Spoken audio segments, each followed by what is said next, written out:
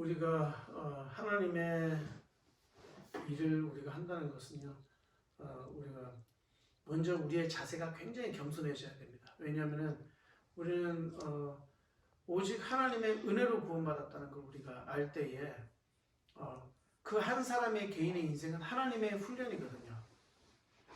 그러나 우리가 이 신앙생활을 할 때 우리의 인생은 우리가 더불어 가고 이렇게 하지만 홀로 하나님과의 우리가 홀로 하나님과의 관계 속에 있는 광야의 생활이에요. 어떻게 보면 믿음의 생활이고 광야의 생활인데 거기를 걸어갈 때는 우리의 능력으로 안 된다는 거 알아야 됩니다. 우리의 교만으로 나의 생각대로 안 되고 나의 방식으로 되는 게 아니에요. 우리는 이제 흔히 내 생각대로 내 뜻대로 된다고 생각하는 거예요. 하나님의 말씀은 그렇게 얘기 안 하거든요. 모든 성경의 용어들은 그렇게 얘기하지 않아요. 자기 뜻대로 교만하게 했었을 때는 어떻게 됩니까? 무조건 실패하게 되는 거예요. 내 뜻대로 내 의지대로 나가는 길이요, 그게 맞는 길 같은데요, 옳은 방향인 것 같은데요, 그게 하나님의 말씀에 의하지 않냐고는, 하나님의 말씀이 아니면은, 성경대로가 아니면은 그것은요 무너지게 되는 것입니다. 우리의 신앙생활의 인생 여정은 광야의 인생 여정이에요. 우리는 예수 그리스도를 믿음으로 인해 가지고 예수 그리스도를 믿는다, 이것은 뭐냐면은 참된 얘기인 거예요. 인생에 다른 건 없어요. 그 어떤 것도 다른 건 없습니다. 다른 구원의 길이 있는 게 아니에요. 인간이 구원을 받는 것은 오직 그리스도에 의해서만, 오직 하나님의 언약에 의해서만, 하나님의 약속에 의해서만, 하나님께서 하시는 그 일을 통해서만 우리가 인간을 구원받는 거예요. 근데 하나님께서 구원을 약속하시고 그 구원은 바로 그리스도를 믿는 겁니다. 예수 그리스도를 믿는 거. 그래서 이제 많은 사람들이요, 예수 그리스도를 믿는다는 그 자체를 가볍게 생각하기 때문에 다른 걸 붙잡아요. 그래서 그게 미신이 되고 우상숭배가 되는 겁니다. 유대인들도 다른 걸 붙잡았어요. 하나님의 언약인 예수 그리스도가 왔는데도 불구하고 그들은 율법과 미신과 각종 예배의 어떤 천주교가 그런 걸 붙잡은 거죠. 그러니까 뭐냐면 예수 그리스도를 믿는 믿음을 붙잡지 않기 때문에 많은 개신교에서도 어떻게 됩니까?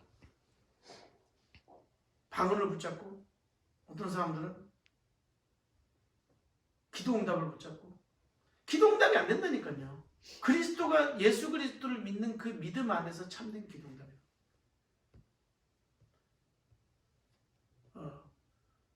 우상 숭배를 구하니까 우상이 그들에게 가는 거예요.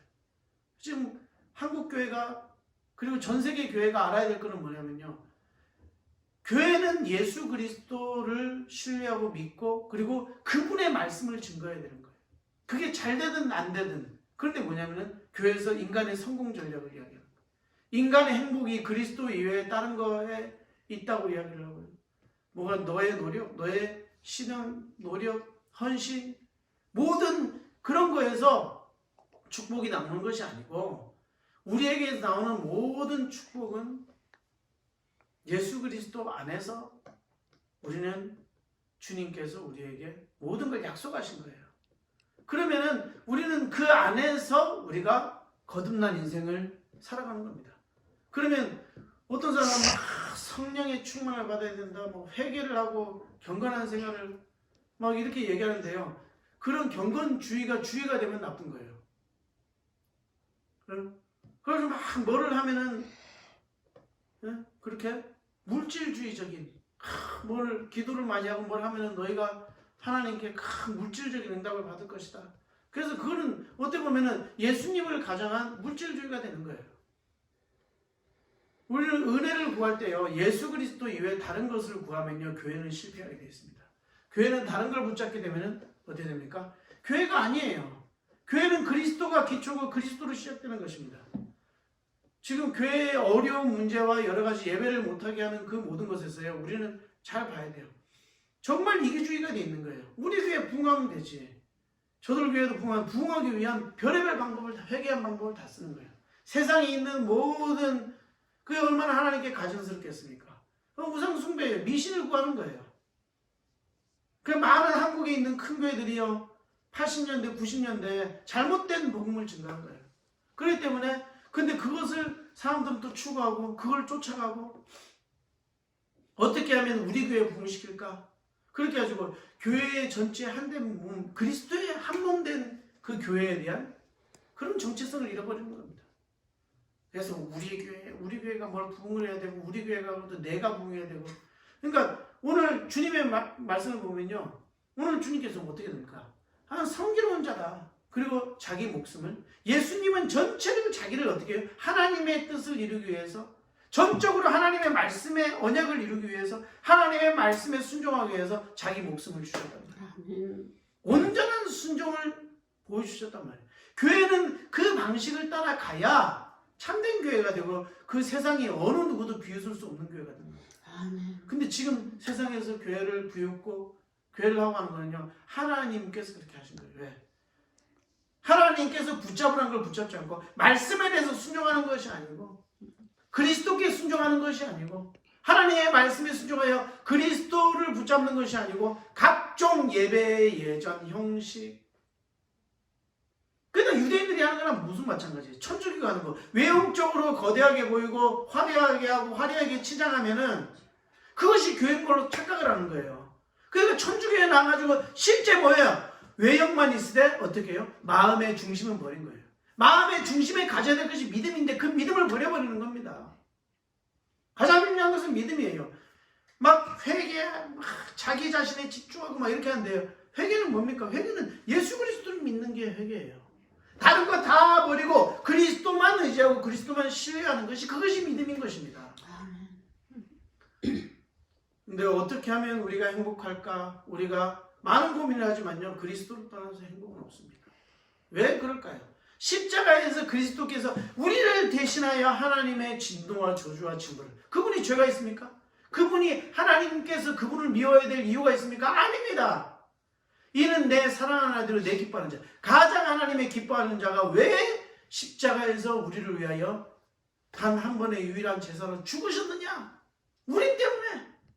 우리가 받아야 형벌 그 대신 우리의. 근데 그것을 교회가 잃어버리면 어떻게 되느냐? 예배 때 그것을 잃어버리면 어떻게 되느냐? 예배 때 다 자기 생각, 자기 주관 다 가지고 있어요. 그래서 이제 목사님들도 예배 때 자기 주관, 자기 생각을 이야기하는 거예요. 어떻게 하면 저 한 성도를 더 붙들고 교회를 부흥하고 많은 성도를 붙들까 해가지고요, 들어야 될 말, 안 들어야 될 말, 해야 될 안, 그런 게 어디 있습니까? 하나님의 말씀을 순수하게 증거해야 돼요. 그것이 아무리 보잘것없는 것 같죠. 근데 보잘것없는 게 아니라니까요. 교회는요, 그리스도가 없으면 땡이에요. 그리스도가 없으면 교회에 소망이 없어요. 예수 그리스도께만 온전히 소망 두지 않으면 교회에 소망은 없어요. 예수 그리스도가 없으면 교회는 아무것도 아니에요. 예수 그리스도의 복음이 전파되지 않으면 그는 설교가 아니고, 그리고 그것은요, 예배가 아닙니다. 오직 그리스도를 믿는 믿음으로 나가는 예배가 아니면요, 그건 예배가 아니에요. 웃긴 얘기 실컷 해가지고 남들을 안 좋게 하면 무슨 소용이 있습니까? 외형적으로 어마어마한 교회를 하고 사람들을 많이 모게 하면 무슨 소용이 있습니까? 지금요, 정치를 통해서 하나님이 하시는 거예요. 자꾸 공격하지 마세요. 가가지고요, 우리 교회가 들고 일어나지 이게 무슨 일이냐? 다 서명을 해가지고 막 하자. 하나님이 하시는 거예요. 그걸 대적해봐요. 포로로 끌려가고 있는데, 복음 잊어버려서 포로로 끌려가고 있는데요, 거기서 대항해봐야 아무 소용 없어요. 그렇다고 무슨 능력 있는 정치를 잡지 마세요. 우파가 일어나서 이 정부를 무너뜨리고 참된 교회를 세워야 된다, 그런 짓도 하지 마세요. 사람을 신뢰하면 걸려는 것입니다. 윤석열을 막 지지해라, 사람 의지하지 마세요. 걸려 넘어져야 돼요. 하나님만을 소망을 두는 게 교회지요. 하나님을 소망 안 두고요, 사람을 의지하고요, 자기 재산 의지하고요, 예? 종교 부지 의지하고요, 그렇게 해보세요. 하나님께서요, 크게 훈련하시는 겁니다. 제가 그것을 비난하고 비웃을 아무런 그런 거 저도 없어요. 자격도 없어요.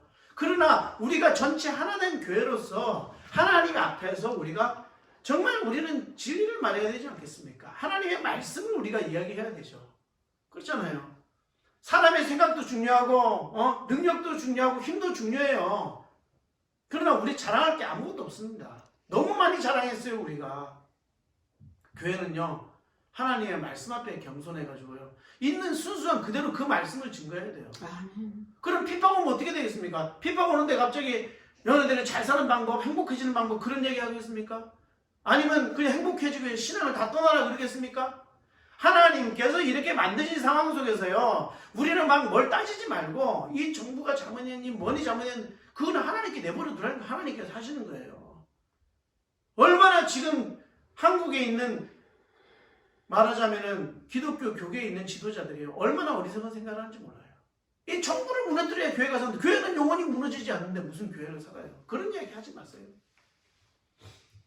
우리는요, 이럴 때일수록요, 왜 교회만 비판하느냐 이런 얘기 하지 말고 겸손하게 우리의 이웃들을 섬기시기 바랍니다.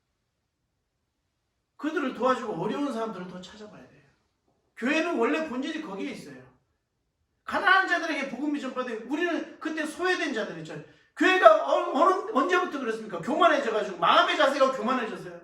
돈 많은 사람들, 부자들, 뭐 하는 사람들, 교회를 어떻게 좀 건설하려고 하는 그런 사람들, 사회의 저명 인사들, 이런 사람들은 박수 쳐주고 그 사람들은 누가 오셨습니다. 그게 교회입니까? 그게 설교입니까? 얼마나 많이 그랬습니까? 그게 하나님 앞에서 해야 될 설교냐고요.